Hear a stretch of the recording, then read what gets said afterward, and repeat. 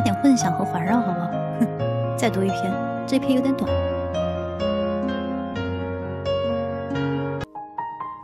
没有人是一座孤岛，没有人是一座孤岛，可以自全。每个人都是大陆的一片，整体的一部分。如果海水冲掉一块，欧洲就减小，如同一个海峡失掉一角，如同你的朋友或者你自己的领地失掉一块。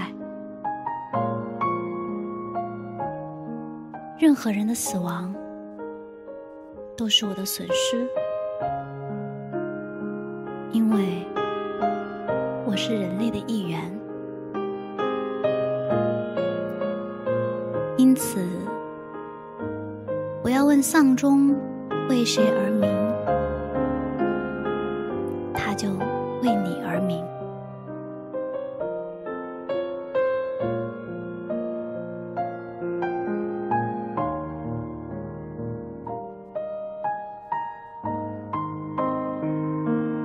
选自中国法制出版社《法律皇帝的新衣》，约翰·多恩。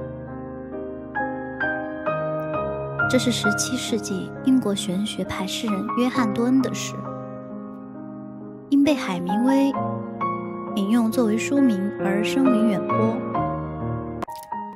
而鲁迅先生也曾说过，无穷的远方，无数人们都和我有关。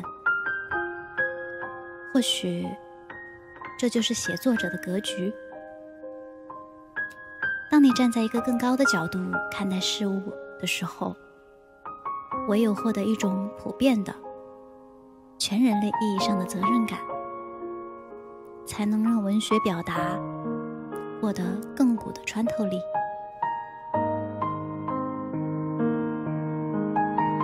好了，今天的提莫朗读小课堂就到此结束了，希望大家能够有个好梦。